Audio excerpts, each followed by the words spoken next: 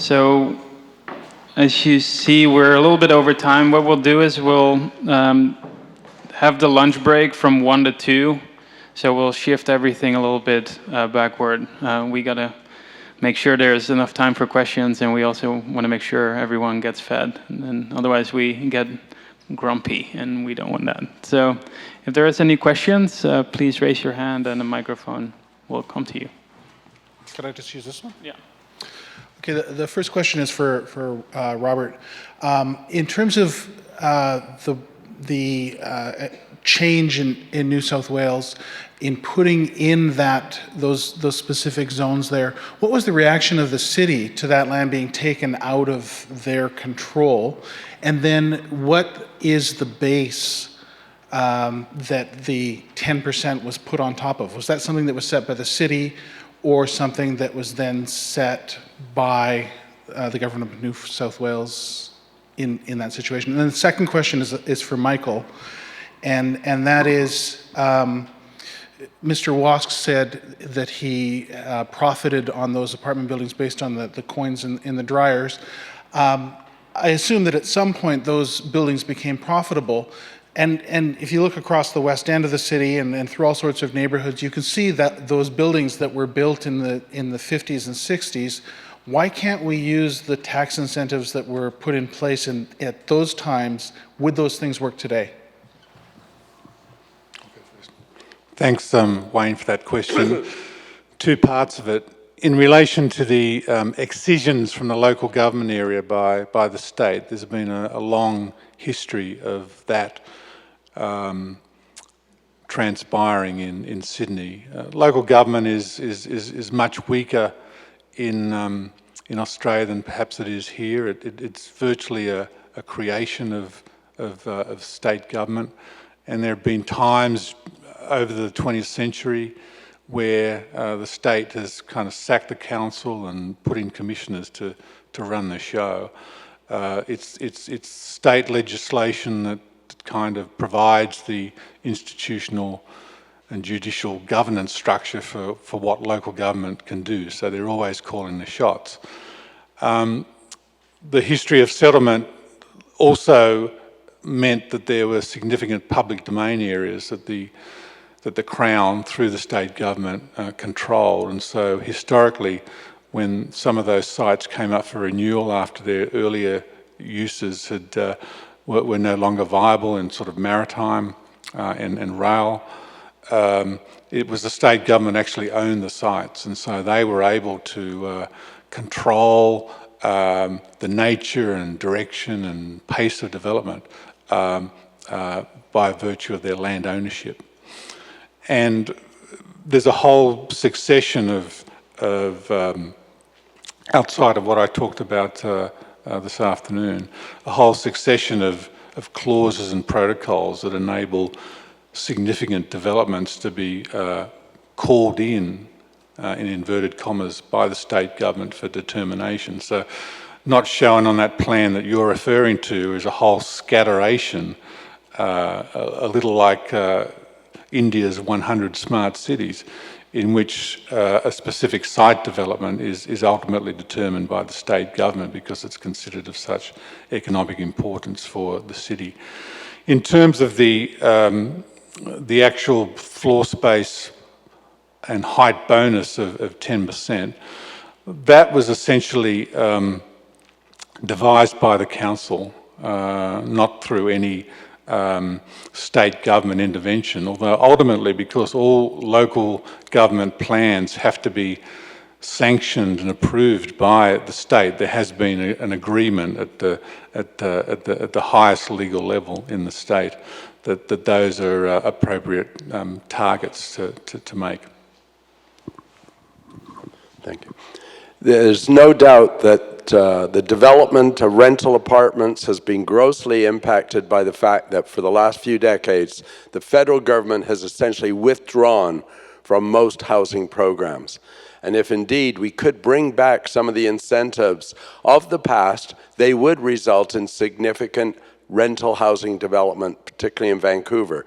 But we're not seeing those programs, in part because the problems of Vancouver and Toronto are relatively unique to the rest of the country, and that's why it's being left to the province and the cities to try and come up with strategies to encourage rental housing.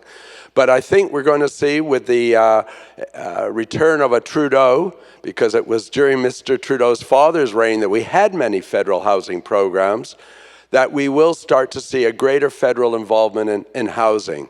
And I'd like to see programs in rental housing, as long as they're well conceived, but also to help renovate and rejuvenate a lot of the older nonprofit and co-op housing projects, many of which are coming to the end of their mortgages and to the end of their useful life. The other thing is there's some disincentives the federal government has in place. For instance, if I build a rental housing project, I have to pay the GST. If I build that project as a condo, I can pass off the GST. Just changing that small thing would, in my mind, encourage some people to reconsider building rental housing rather than always building condominiums.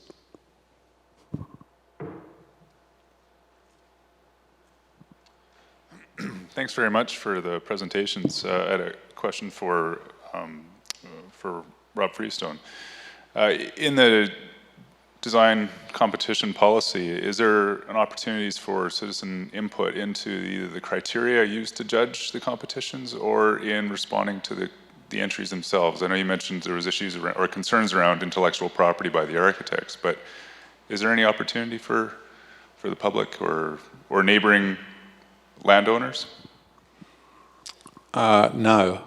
The City Council has released a model brief for the competitions, which I only got a hold of last week after about 14 months of trying.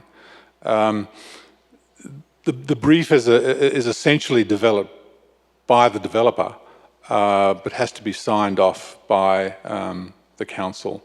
And so that sets the parameters for what then plays out. And as you might imagine, because developers are trying to get the maximum for their dollar input, and they're paying each of these architectural firms maybe $30,000-$40,000 to compete. They're asking for, and the expectation is for much more detail than what you would, I think, comfortably like to be the first stage of a two-stage process. The council staff, senior staff that we've talked to about providing a more public portal into this process, because in our view this would truly elevate and engage the broader community in an understanding of design issues and their significance. The major pushback from them on this is that, in their view, the competitive process is primarily a process of developers procuring architectural services. In a conventional situation, they would not necessarily do that in public or in a competitive process. They would just go out and get who they wanted to work with. So there's a sense that this is a publicly driven but essentially still private negotiation that's going on. So they don't feel that there's a significant and compelling reason why the public should be exposed to that process. And I can understand why the jury process itself might not necessarily be, a public forum even akin to this today. Our concern has been that there's no systematic reporting or even exhibition of these different entries available for public oversight. The council will say that yes, we understand the criticism that this is a kind of a windowless room exercise with a locked door, but then they're going to say that in the stage 2 of the development application process, that is a fully publicly exhibited scheme. And those DA and their documentation should be carrying some information about the competitive process that led to the design that's then seeking approval. The reality is that very few of them do.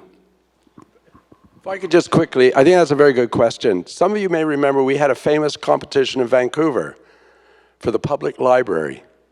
And many of you are too young, but others remember it. And one of the key things about that one was the competition was adjudicated by the public. And I always thought it was an intriguing idea, but it worried me. And the reason it worried me is because one of the three contestants was Moishe Softy with Barry Downs. And when they started their design process, Barry Downs said, I think the new library should have some of the memory of the old library. And Moishe Softy said, just a second, Barry, we're not here to design a library, we're here to win a competition. I have a question for Roy and Mari. In your research, looking at enclaves, how did your, I guess, opinion change from, from a designer looking from the outside at the issues versus trying to understand how people themselves living in these enclaves conceive it? Are some seeing it as a good thing? Are some seeing it as a bad thing? I know, especially to Mari's last point, in China, I think there's an outcry right now because everyone, they spend so much money getting to a point where they can be in the enclave, and now the government is saying, like, okay, now we're going to break down all fences because we want to make it more connective and we want to do infill and such. So I don't know if you could both speak to kind of that aspect, doing research in two different areas. I'll start because I was handed the mic. It's amazing. I mean, I'm fascinated by what's happening in China because China has 90% home ownership, and this proclamation by the government that all these gated communities that they bought into with all their savings will change and now be opened up, and their perceptions of safety, and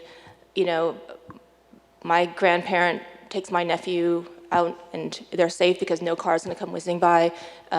Feels like everything they saved and bought into is being taken away from them. I really, of course, the critique of enclaves, and maybe just speak about gated communities specifically, because that's kind of what I focus on, or new towns and gated communities in this presentation. The critique definitely resonates with me, but I do also appreciate the quote from Lou that I brought in about how there's no evidence that gated communities socialize people in different ways, and we have to look at each one differently, as local conditions, and there is the idea that that's come up in scholarship. There's a whole issue of urban studies about this, that enclaves are an important form of identity formation. And on the one hand, they're identity formation for the rising middle class in China, which is maybe not a very good thing, but it's also, there's a way that, that there's history of living in Danwei and kind of known communities, and this kind of community building, kind of the known bounds of one's local presence, and is defined by that gate, and that's not a bad thing. Yeah, I think I would just second basically exactly what Mari just said, which is I think it's really important as designers to not necessarily rush to any sort of quick judgment about a particular gated community, a particular enclave format of some sort, because what it comes down to is anytime you see an enclave format, what it really is it's kind of a spatialization or materialization of some kind of intense cultural difference. So in the case of India, what we really see is as this up-and-coming class of people began to be increasingly linked into the global economy, they developed new tastes, and these are legitimate desires that were not being met. So then they just sought to meet them through this kind of process of retreat and construction of something brand new. So I think as designers, it's then incumbent upon us to, instead of just immediately rushing to kind of demonize the format or to say, well, no, we should resort back to some form of older older model or international best practice normative mode of development, I think we need to really deeply engage what exactly it is within those cultural desires that pushes people to retreat from society and wall themselves in. So finding new ways to inventively blend those desires with existing society and new ways to operate on the enclaves, and those two things I would say are like directly linked. I think that that's the real challenge of how to operate on enclaves. All right, one final question. Yeah, I have a question. It's not a question, it's just like an add to the Roy's presentation. The liberalization you talk about in India, I feel the results which you show about Chandigarh are really applicable on complete city level. But the consequences of that liberalization, or I can say neoliberalization, are much wider than that. There's like poverty, suburbans, and those a widening gap between rich and poor. There's gated communities or those big high-rise towers next to the slum areas in Mumbai. It's the biggest example around it. And the rise of gated communities also like a response. And you talk about Lavasa, which is really suffering from no connections or anything. I've been to Lavasa, so I have a very kind of a visual image. But I feel this liberalization concept and this everything has to be taken on every scale and within the city itself. That Lavasa and some areas are pretty segregated, and they talk more about suburbanization, not about complete urbanization, which is going on within the city itself. Yeah, that's an excellent point. I think the realization that this is embedded in a much larger set of processes that are having incredibly intense effects on the populace of India, I think that's really important to understanding basically the reason that these places are emerging and the way that they're happening. So I think in my presentation and in looking at places like Lavasa, I was explicitly moving into kind of a speculative mode based on the government's projections, based on their goals, about places that while they may remain peripheral at the moment, will eventually be basically imbricated in a very different set of networks very soon into the future. So. All right, thank you very much for your presentations. Yes, round of applause. So let's take an hour break.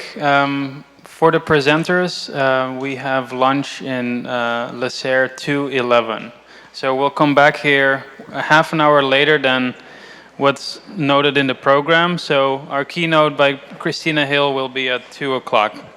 Thank you.